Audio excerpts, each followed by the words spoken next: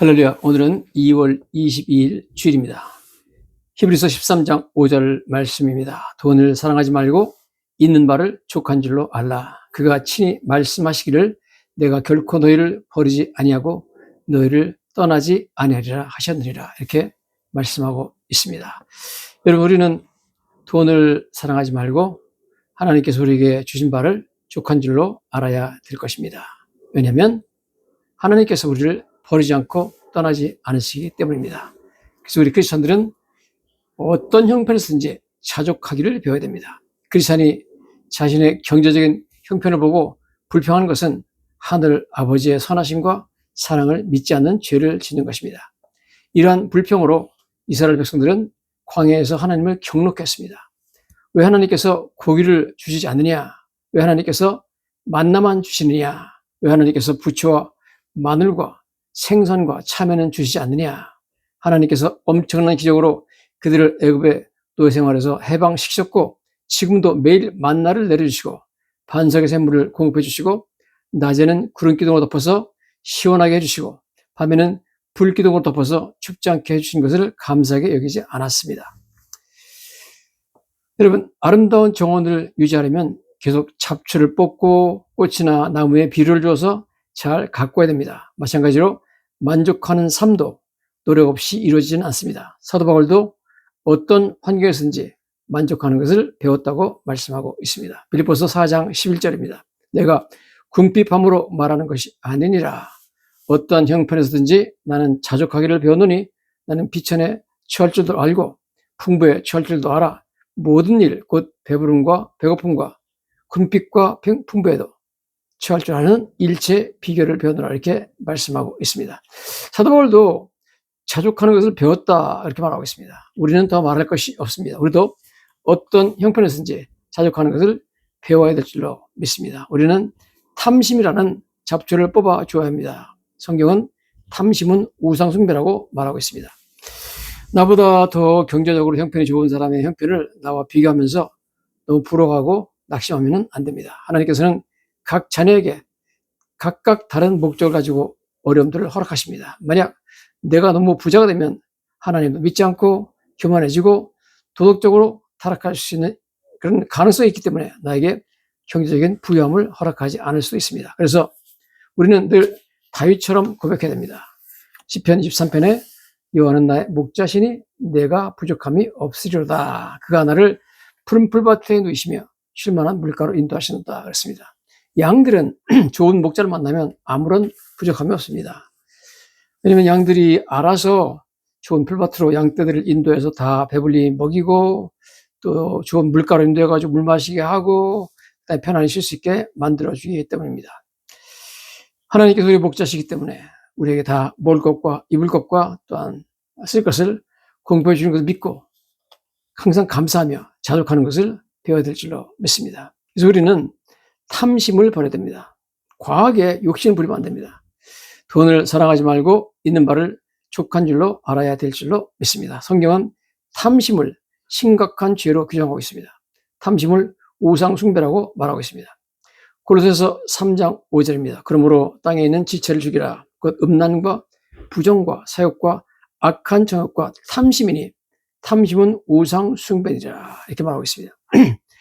에베소서 5장 5절에도 사도 바울이 같은 말하고 있죠. 너도 정녕 이것을 알거니와 음행하는 자나 더러운 자나 탐하는 자 곧 우상숭배자는 다 그리스도와 하나님의 나라에서 기업을 얻지 못하리니 여기 탐하는 자 곧 우상숭배자라고 말씀하고 있습니다. 저희처럼 여러분 성경에서는 탐심을 상당히 심각한 죄로 취급하고 있습니다. 구약 성경에 보면 엘리사라는 선지자의 하인이 있었는데 그 사람의 이름이 게하시입니다. 이 사람은 엘리사라는 유명한 선지자의 하인으로서 풍족하게 살았습니다. 그런데 그 당시에 그 이스라엘 나라 옆 나라의 옆에 시리아, 성경에는 아람이라고 나와 있는데 시리아입니다. 시리아에 유명한 군대 장관이 있었습니다. 굉장한 유명한 용사였습니다. 나만 장군이 있었는데 이 사람이 유명한 전사였고 용사였지만 나병이라는 문둥병에 걸렸습니다. 그래서 죽어가고 있는 거죠. 그러나 그는 이스라엘에는 선지자 엘리사에게 찾아가면 그는 여호와의 능력으로 나병도 고칠 수 있다 하는 소문을 들었습니다. 그래서 그는 많은 예물을, 즉 선물을 준비해가지고 엘리사를 찾아옵니다. 그래서 찾아왔을 때 엘리사가 그에게 이르되 너는 가서 요단강에 몸을 7번 씻으라 네 살이 회복되어 깨끗하리라 그렇게 말했습니다. 그래서 나만이 가서 그 말대로 요단강에 7번 몸을 담갔더니 문둥병이 다 사라지고 그 살이 어린아이 살같이 회복돼서 깨끗하게 됐습니다. 놀라우신 하나님의 능력으로 하나님께서 나만의 문둥병을 치료해 주었습니다. 문둥병은 불치병이죠.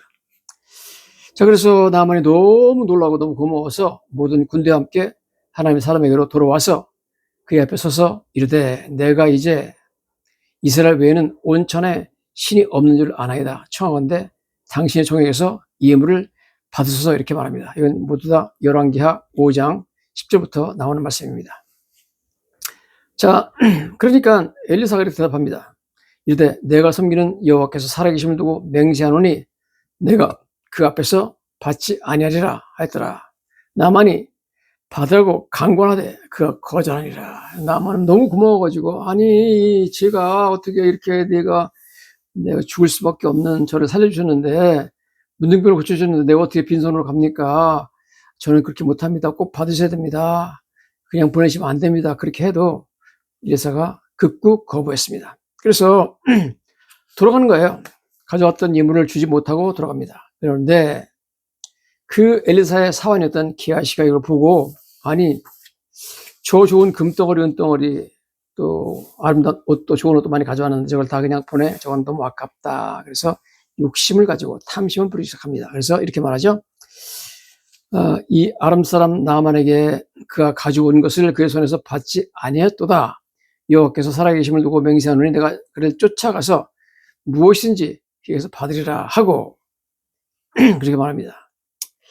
자, 여러분 엘리사 선지자가 나만으로부터 금이나 은이나 의복 등 예물을 받지 않는 이유가 무엇일까요? 첫째는 엘리사 선지자가 나만에게 이런 뜻을 전달하는 거죠. 당신의 문둥병을 고쳐준 것은 내가 한 일이 아니다. 하나님께서 하신 일이다. 그러므로 내가 돈을 받으면 마치 내가 고쳐준 게 된다. 모든 영광은 하나님께 돌려야 된다. 나한테 영광을 돌리지 말라. 그런 의미에서 돈을 받지 않았습니다. 그 다음에 엘리사가 뜻하는 것은 이거죠. 하나님께서는 당신의 믿음을 보시고 문둥병이라는 엄청난 병을, 불치병을 고쳐주셨다. 그리고 거저 고쳐주셨다.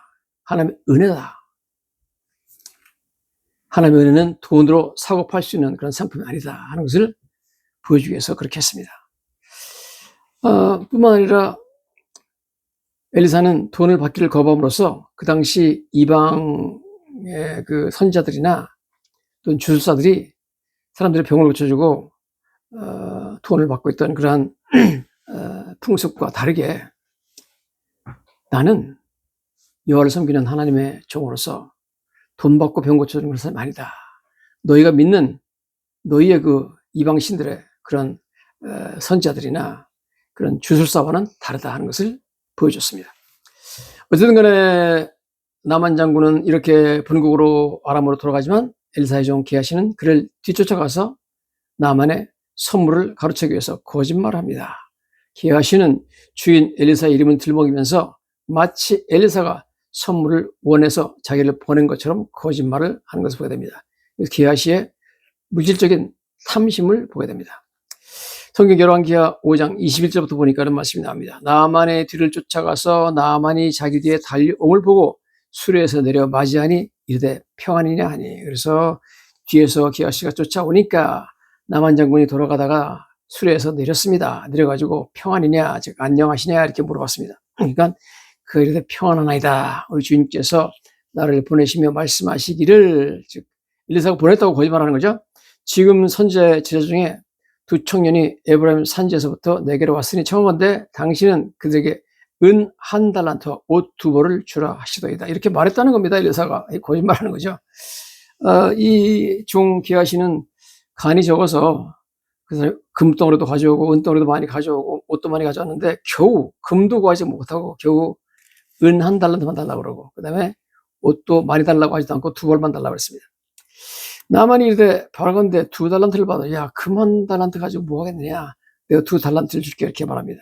그래 강권하여 은 2달란트를 2전대에 넣어 매고 옷 2벌을 아울러 2사람에게 치우매 그들이 기하시 앞에서 치고 가니라 이렇게 말하고 있습니다.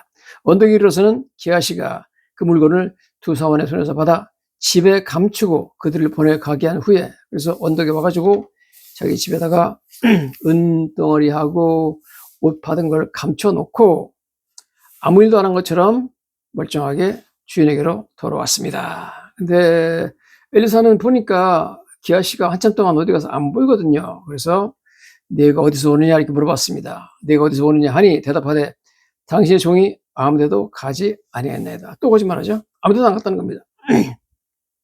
엘리사가 이르되 한 사람이 수레에서 내려 너를 맞이할 때 내 마음이 함께 가지 아니했느냐. 무슨 소리냐. 내가 하나님 선지자로서 내가 가서 수레에서 나만이 내려오는 것하고 내가 은과 옷 받는 것을 멀리 떨어져 있으면 나는 봤다는 겁니다. 하나님 능력이죠. 지금이 어찌 은을 받으며 옷을 받으며 감남원이나 포도원이나 양이나 소나 남종이나 여종을 받을 때냐. 그러므로 나만의 나병이 네게 들어 내 자손에게 미쳐 영원토록 이르리라 하니 기하시가 그 앞에서 물러나매 나병이 발하여 눈같이 되었더라. 그래서 즉시 나만에게서 있었던 나병이 그에게로 옮겨와가지고 그가 문둥병자가 돼가지고 갑자기 온몸에 눈같이 흰 색깔로 변하면서 문둥병이 생겼다 그렇게 말하고 있습니다. 기하시는 하나님의 위대한 능력을 목격했습니다.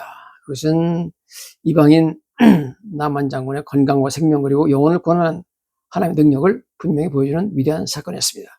그러나 그의 생각은 온통 돈뿐이었습니다. 저 금덩어리, 저 아까운 은덩어리, 저 멋있는 옷 이런 걸 그냥 돌려보내다니 말도 안 돼. 그러면 쫓아가는 거죠. 이 죄로 말미암아 기하시와 그 자손들은 영원히 나병에 시달리게 되었습니다. 탐심이 부른 엄청난 징벌을 받게 되는 것이죠. 돈을 사랑하는 것은 모든 악의 뿌리라고 성경에 말하고 있습니다. 너희는 하나님과 재물을 동시에 섬길 수 없다 그렇게 말하고 있습니다. 수년간 충실하게 엘리사를 섬겼던 기하시는 만족할 줄 모르고 족할 줄 모르고 욕심내고 탐심하는 바람에 그는 엄청난 불행을 맞이하게 되는 것을 우리가 보게 됩니다. 엘리사가 신과 같이 거짓말까지 함으로써 엘리사와 하나님의 명예까지 실추시켰습니다. 그리고 나만과 엘리사에게 거짓말을 함으로써 말미암아 성경에서 말하는 것처럼 기하시는 모세가 말한 것처럼 모세가 민수기 32장 23절 이렇게 말하고 있습니다. 너희 죄가 반드시 너희를 찾아낼 줄 알라 이렇게 말하고 있습니다. 모세의 경고를 귀담아 들었으면 현명했을 것이나 그는 이 경고를 듣지 아니하고 탐심을 부리다가 엄청난 징벌을 받게 되는 것을 보게 됩니다. 제2부에서 계속 말씀드리겠습니다. 감사합니다.